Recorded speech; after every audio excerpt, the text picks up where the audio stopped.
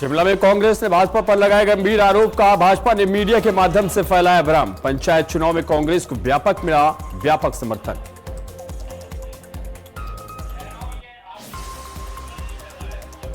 जींद में भाजपा कार्यकर्ताओं की अहम बैठक 7 जून से शुरू होंगे सरकार के 12 साल पूरे होने पर कार्यक्रम। तैयारियों पर हुई चर्चा।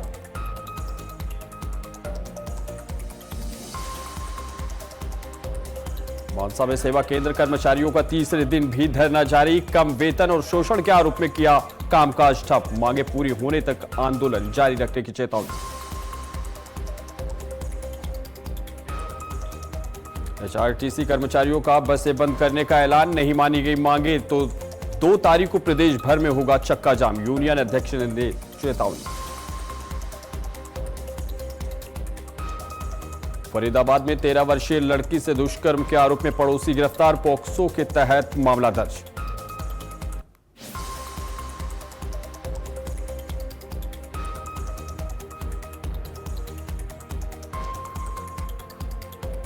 नमस्कार, मैं हूं मोहित शर्मा और आप देख रहे हैं आज की खबर में हमारा खास बुलेटिन 3 स्टेट्स।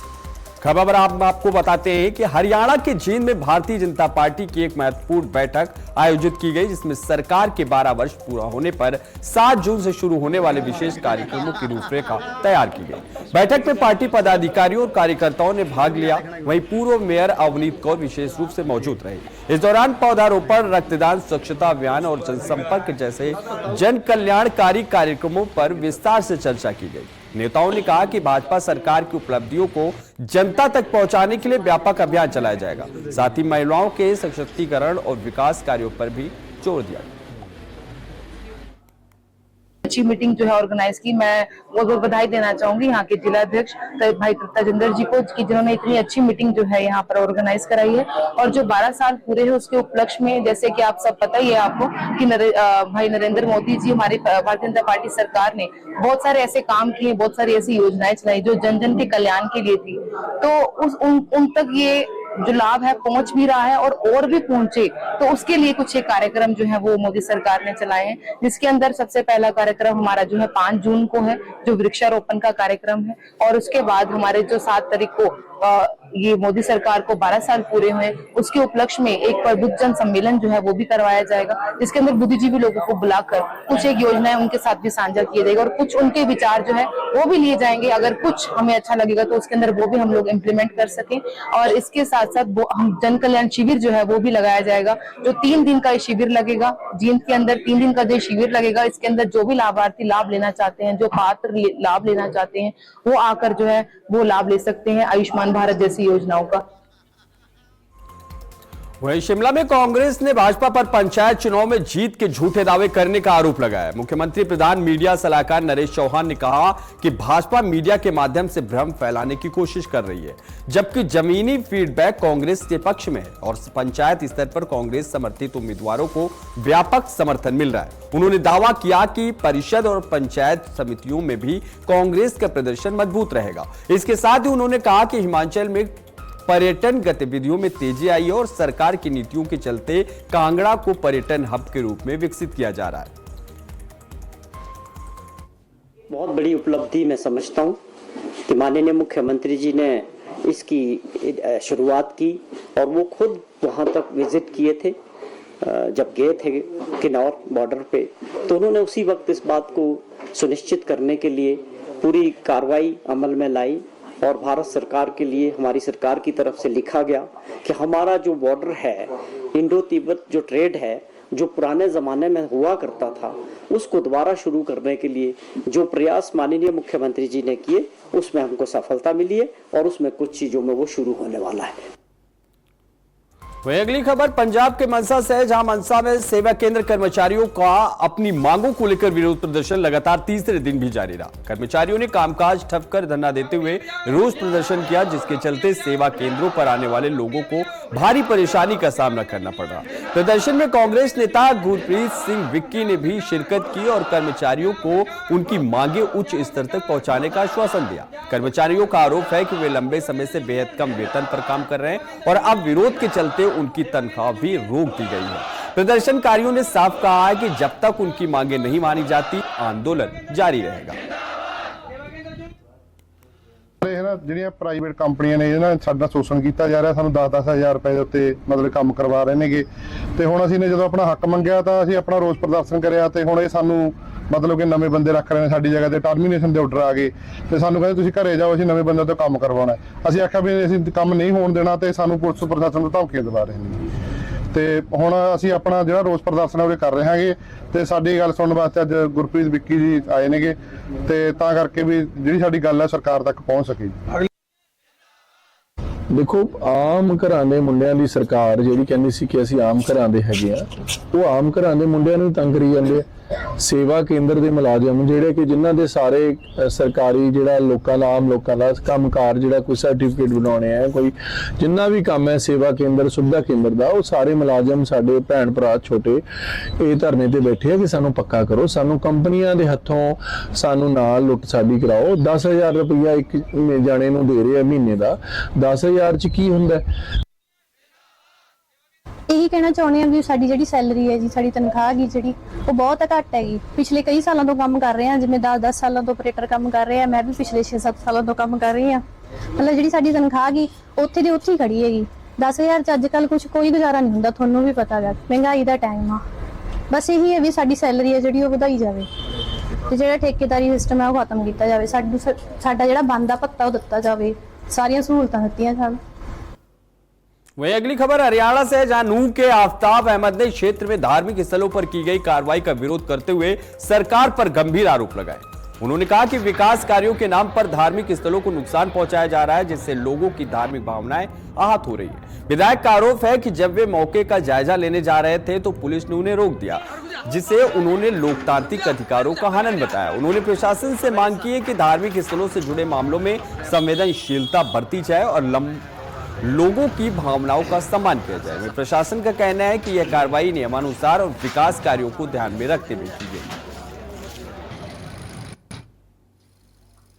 उसको इस तरीके से जो तोड़ा गया वो तानाशाही है, वो गैर कानूनी है और हम समझते हैं मानवता के खिलाफ है। सरकार तो कह रही है विकास के पथ पे एक रोड़ा बन रहे थे। ये विनाश है इनका, ये विनाश है। रात को 2 बजे की इस तरह की कायराना हरकत करके कहते हैं नोटिस चस्पा कर दिया गए थे पहले, उसके बाद कार्रवाई हुई। तो रात 2 बजे करेंगे किसी चीज के किसी अधिकारी से या किसी से बात हुई आपकी, मेयर वगैरह से? हमारे प्रधान जी जो हैं इन्होंने सबसे कोशिश करी बात करने की, कोई सामने नहीं आया और हमने भी इससे कोशिश करी, किसी ने कोई स्पष्ट जवाब नहीं दिया कि जानकारी नहीं है किसी तरह की। ये तो जो है इनकी, और इसीलिए हम सारे कांग्रेस साथी हमारे जिला अध्यक्ष और साथी हैं, हम मौके पे जाके देखना चाहते हैं कि किस तरह की कार्रवाई इन्होंने करी। आपको जी क्या सूचना मिली थी? कितनी पुरानी मस्जिद या मंदिर थे वो?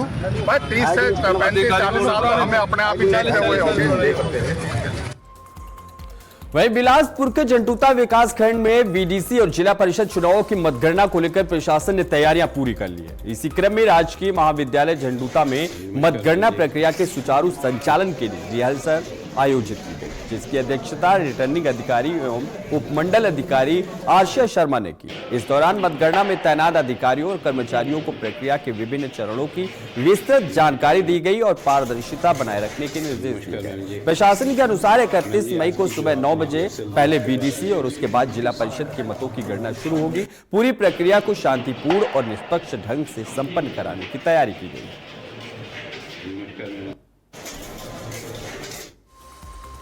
वहीं हरियाणा के फरीदाबाद स्थित जेसी बोस यूनिवर्सिटी के सरोजनी नगर हॉस्टल में बीटेक छात्रा वंशिका की संदिग्ध मौत के मामले में बड़ा मोड़ आ गया है। घटना के करीब 9 महीने बाद पुलिस ने परिजनों की शिकायत पर एफआईआर दर्ज कर जांच शुरू कर दी है। परिजनों ने गांव के ही एक युवक सौरभ पर मानसिक प्रताड़ना के गंभीर आरोप लगाए। परिवार का कहना है कि घटना के बाद छात्रा का महंगा लैपटॉप भी कमरे से गायब मिला और शुरुआती जांच में गंभीर लापरवाही बरती गई। अब सवाल उठ रहे हैं कि आखिर 9 महीने तक कार्रवाई क्यों नहीं हुई और क्या यह मामला आत्महत्या का है या फिर किसी साजिश का नतीजा। पुलिस ने जांच तेज कर दी।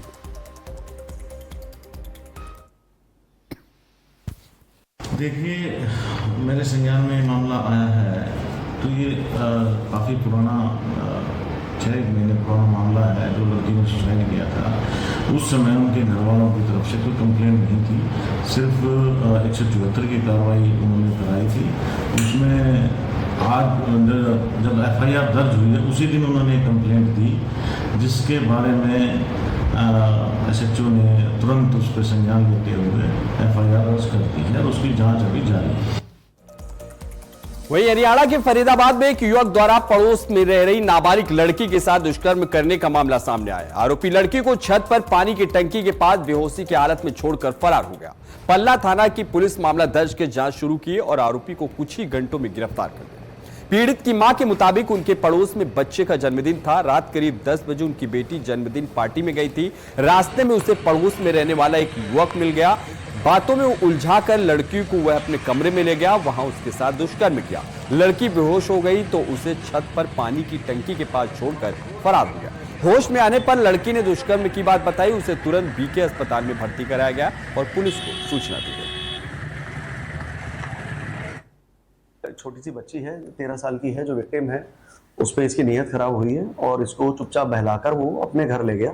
घर जो कैमरे में CCTV फुटेज में इसकी रिकॉर्डिंग आई है, तो ये अपने छत पर ले गया उसको और पानी की टंकी के पास जब वो लड़की रिकवर हुई, जब इन्होंने देखा, मुदैया ने देखा इसमें, तो वहां जाके बेहोश हालत में मिली थी। जिसपे फरीदाबाद पुलिस की जो ERVs हैं वो तुरंत मौके पर पहुंची और इसमें संबंधित थाना से की मदद से इस पर कार्रवाई की। तो SHO साहब ने श्रीमान CP साहब माननीय सत्येंद्र गुप्ता जी के दिशा निर्देश में इसमें मुकदमा दर्ज किया गया है। हिमाचल प्रदेश पथ परिवहन निगम HRTC के चालक परिचालक यूनियन सरकार ने प्रबंधन के खिलाफ आर पार की लड़ाई का ऐलान कर दिया। यूनियन ने चेतावनी दी है कि यदि पहली तारीख को वेतन नहीं मिला तो 2 तारीख से पूरे प्रदेश में बसों के पहिए जाम कर दिए जाएंगे। यूनियन अध्यक्ष मान सिंह ठाकुर ने कहा कि प्रबंधन के साथ हुई वार्ता विफल रही और कर्मचारियों को आंदोलन का रास्ता अपनाने पर मजबूर होना पड़ रहा है। उन्होंने आरोप लगाया कि करोड़ों रुपए के ओवरटाइम, एरियर और मेडिकल बिल लंबे समय से लंबित है। वहीं यूनियन ने 24 तारीख तक मांगे पूरी करने का अल्टीमेटम भी दिया है, अन्यथा आंदोलन और तेज किया जाएगा। 13 तारीख को एक नोटिस दिया था सरकार को, प्रबंधन को, कि हमारी सैलरी जो है पहली तारीख को अगर आती है तो ठीक, नहीं आती है तो पहली तारीख रात 12 बजे के बाद यानी कि 2 तारीख को हम गाड़ियां नहीं चलाएंगे। आज माननीय प्रबंध निदेशक मोदी जी ने मीटिंग के लिए बुलाया था और हमारी वार्ता जो है विफल रही। मैं आपके चैनल के माध्यम से पूरे हिमाचल पथ परिवहन निगम के कर्मचारियों से अपील करना चाहूंगा कि पहली तारीख को अगर सैलरी आती है तो अच्छी बात, अगर नहीं आती है तो पहली रात 12 बजे के बाद यानी कि 2 तारीख से हम गाड़ियों के पहिए जो है वो रोकेंगे और गाड़ियां नहीं चलाएंगे। मैं प्रदेश की जनता से भी अपील करना चाहूंगा, शासन प्रशासन और प्रबंधन से भी अपील करना चाहूंगा कि अगर वो सैलरी नहीं दे पाते तो 2 तारीख को बुकिंग ना करें, अगर बुकिंग करते हैं तो सारी जिम्मेवारी उनकी होगी। वहीं बिलासपुर जिले के भडोली खुर्द गांव में सड़क की बदहाल हालत को लेकर ग्रामीणों को गुस्सा फूट पड़ा है। बारिश के बाद कीचड़ और गड्ढों से भरी सड़क ने हालात और खराब कर दिए, जिससे आवागमन पूरी तरह प्रभावित हो गया। ग्रामीणों का कहना है कि वर्षों से सड़क निर्माण की मांग की जा रही है, लेकिन अब तक कोई ठोस कार्रवाई नहीं हुई। स्थानीय लोगों ने आरोप लगाया कि चुनाव में सिर्फ वादे किए जाते हैं, जबकि धरातल पर स्थिति जस की तस बनी हुई है। नाराज ग्रामीणों ने चेतावनी दी है कि अगर जल्द सड़क का निर्माण नहीं हुआ तो वे विधानसभा और लोकसभा चुनावों का बहिष्कार करेंगे। हमारे देख सकते हैं आप इस हमारे रोड की हालत, क्या हालत है, ना इधर कोई जा सकता है ना कोई आ सकता है। बच्चों को लाने के लिए भी रास्ता नहीं है, ना सड़क है। तो हमने इसलिए बहिष्कार किया था वार्ड नंबर 1 से, भडोली पंचायत में से। तो आप देख सकते हैं बच्चों के लिए भी कोई रास्ता नहीं। धन्यवाद। हमारे रोड की आप हालत दे सकते हो कि कितनी बहुत बुरी हाल है, और इस रोड की वजह से ही हम लोगों ने जो है चुनाव का बहिष्कार किया है। गांव से जो है कोई वोट नहीं पड़ा है, सिर्फ इसी वजह से कि हमारे रोड का जो है आज दिन तक कोई काम नहीं हुआ है। और हमारे को जो है हर चुनाव में यही बोल के ठगा गया है कि आप वोट डालो, आपकी रोड का काम 5-6 महीने के अंदर अंदर हो जाएगा। अगर कोई बीमार हो जाता है तो उसको रोड तक पहुंचाना बड़ा मुश्किल हो जाता है, या तो ट्रैक्टर का सहारा लेना पड़ता है या पालकी का सहारा लेना पड़ता है। चलिए अगली खबर की ओर रुख कर लेते हैं, जहां पंजाब के डेराबस्सी सिविल अस्पताल में एनेस्थीसिया विशेषज्ञ डॉक्टर जोत नूर पर हुए हमले के विरोध में डॉक्टरों और अस्पताल स्टाफ का गुस्सा फूट पड़ा। घटना के 24 घंटे बाद भी आरोपियों की गिरफ्तारी न होने से नाराज डॉक्टरों ने ओपीडी सेवाएं बंद कर अस्पताल परिसर में धरना शुरू कर दिया। हालांकि मरीजों की सुविधा को देखते हुए आपातकालीन सेवाएं जारी रखी गई। डॉक्टरों का आरोप है कि शिकायत देने के बावजूद पुलिस ने अब तक कोई ठोस कार्रवाई नहीं की है। वहीं पुलिस का कहना है कि सीसीटीवी फुटेज की जांच की जा रही है और जल्द उचित कार्रवाई की जाएगी। ਤੇ ਮਜਬੂਰਨ ਆਪਾਂ ਨੂੰ ਮਰੀਜ਼ਾਂ ਦੀ ਆਪਾਂ ਨੂੰ ਸੇਵਾ ਕਰਨ ਵਾਸਤੇ ਆਪਾਂ ਨੂੰ ਉੱਧਰ ਜਾਣਾ ਪੈਂਦਾ, ਉੱਥੇ ਗੱਡੀਆਂ ਲਾਉਣੀਆਂ ਪੈਂਦੀਆਂ। ਉੱਥੇ 2-3 ਅਣਪਛਾਤੇ ਲੋਕਾਂ ਨੇ ਸਾਡੇ ਡਾਕਟਰ ਸਾਹਿਬ ਦੇ ਉੱਤੇ ਹਮਲਾ ਕੀਤਾ। ਕਹਿਣਾ ਕਿ ਤੁਸੀਂ ਰੈਫਰ ਕਿਉਂ ਕੀਤਾ? ਡਾਕਟਰ ਜਦੋਂ ਰੈਫਰ ਕਰਦਾ ਨਾ ਬਹੁਤ ਸੋਚ ਸਮਝ ਕੇ ਕਰਦਾ ਕਿ ਇੱਥੇ ਜਿਹਦੀ ਜਾਨ ਨਾ ਹੋਵੇ, ਕਿਉਂਕਿ ਸਾਡੇ ਨਾ ਮੇਨ ਇੱਕੇ ਹੀ ਗੋਲ ਹੁੰਦਾ, ਜੋ ਮਰਜ਼ੀ ਹੋ ਰਿਹਾ ਸਾਡੇ ਜਿੰਨੇ ਮਰਜ਼ੀ ਛਿੱਤਰ ਪੈ ਜਾਣ, ਪਰ ਅਸੀਂ ਮਰੀਜ਼ ਨੂੰ ਔਖੇ ਨਹੀਂ ਹੋਣ ਦੇਣਾ, ਮਰੀਜ਼ ਦੀ ਜਾਨ ਬਚਾਉਣੀ ਹੈ।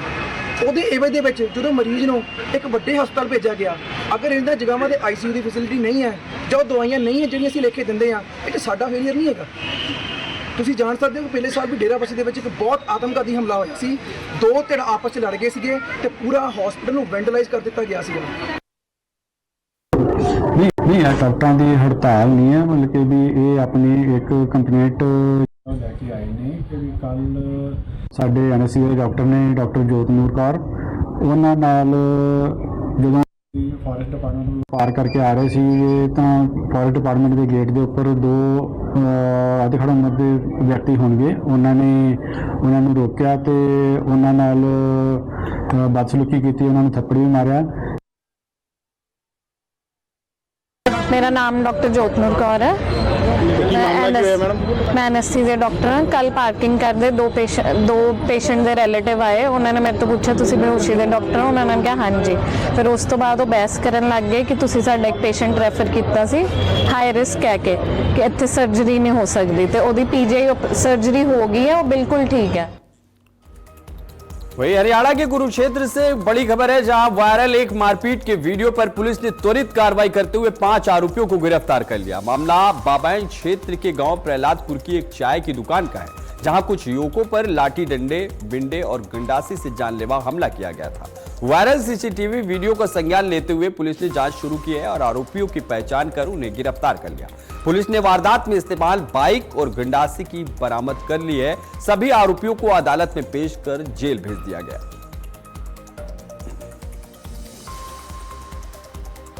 पंजाब के गुरदासपुर के गांव हमराजपुर में चोरों ने एक इन्वर्टर और बैटरी की दुकान को निशाना बनाकर बड़ी वारदात को अंजाम दिया।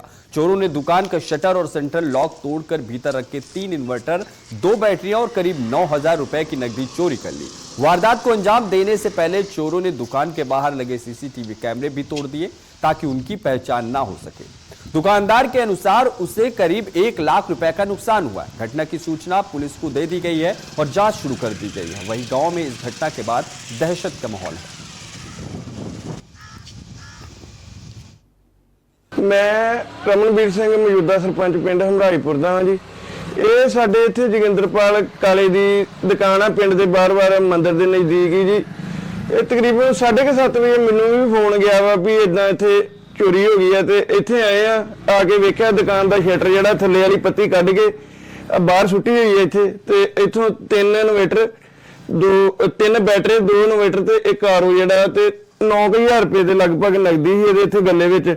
ਇਹ ਕੱਲ ਹੀ ਕਿਸੇ ਕੋਲੋਂ ਲੈ ਕੇ ਆਇਆ ਵਿਚਾਰਾ, ਜਿਹੜੇ ਦੁਕਾਨਦਾਰ ਕਿਸੇ ਕੋਲੋਂ ਬੈਟਰੀ ਬੂਟਰੇ ਦੇ ਪੈਸੇ ਉਹ ਵੀ ਚੁੱਕ ਕੇ ਲੈ ਗਿਆ ਤੇ ਇੱਥੇ ਡਿਊਟੀ ਅਫਸਰ ਨੂੰ ਇਤਲਾਹ ਕੀਤੀ ਸੀ, ਆ ਕੇ ਮੌਕਾ ਵੇਖ ਗਏ ਨੇ ਉਹ ਜੀ ਤੇ ਦਰਖਾਸਤ ਵੀ ਦੇਤੀ ਹੈ। ਇਹ 6 ਸਾਲ 7 ਸਾਲ ਹੋ ਗਏ ਨੇ, ਕਦੀ ਸਾਡੇ ਇੱਥੇ ਬਿਲਕੁਲ ਸ਼ਾਂਤਮਈ ਕੰਮ ਹੀ ਕਦੀ ਨਹੀਂ ਚੋਰੀ ਹੋਈ, ਪਰ ਹੁਣ ਇੱਕਾ ਦੁੱਕਾ ਘਟਨਾਵਾਂ ਛੱਡ ਕੇ ਇੰਨੇ ਵੱਡੇ ਪੱਧਰ ਤੇ ਵੀ ਚੋਰੀਆਂ ਹੋਣ ਲੱਗ ਪਈਆਂ ਨੇ। ਸੋ ਤੁਹਾਡੇ ਮਾਧਿਅਮ ਰਾਹੀਂ ਅਸੀਂ ਪੁਲਿਸ ਪ੍ਰਸ਼ਾਸਨ ਤੋਂ ਇਹ ਮੰਗ ਕਰਦੇ ਹਾਂ ਕਿ ਇਸ ਨੂੰ ਇਨਸਾਫ ਦਿਵਾਇਆ ਜਾਏ ਤੇ ਇਹਦਾ ਸਮਾਨ ਜਿਹੜਾ ਇਹਨੂੰ ਵਾਪਸ कराया जाए। अगली खबर हरियाणा के अंबाला से, जहां मौसम ने अचानक करवट ले ली है। दिन भर की उमस और गर्मी के बाद आसमान में काले बादल छा गए और देखते ही देखते तेज बारिश शुरू हो गई। बारिश के साथ चली ठंडी हवाओं ने लोगों का भीषण गर्मी से बड़ी राहत दी। शहर के कई इलाकों में अचानक हुई बारिश से तापमान में गिरावट दर्ज की गई, जिससे मौसम सुहावना हो गया। वहीं लोगों ने बारिश का आनंद लेते हुए राहत की सांस ली। मौसम विभाग के अनुसार आने वाले घंटों में भी बादलों की आवाजाही और हल्की से मध्यम बारिश की संभावना बनी हुई है।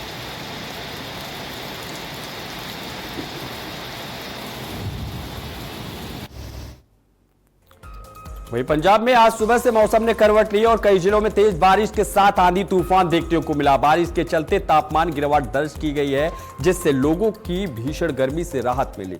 मौसम विभाग ने राज्य के अधिकांश जिलों के लिए ऑरेंज अलर्ट जारी कर दिया है। विभाग के अनुसार अमृतसर, जालंधर, लुधियाना, पटियाला समेत कई इलाकों में गरज चमक के साथ बारिश और तेज हवाओं की संभावना है। 50 से 60 किलोमीटर प्रति घंटे की रफ्तार से हवाएं चल सकती है, जबकि कुछ स्थानों पर यह गति 70 किलोमीटर प्रति घंटे तक पहुंचने का अनुमान है।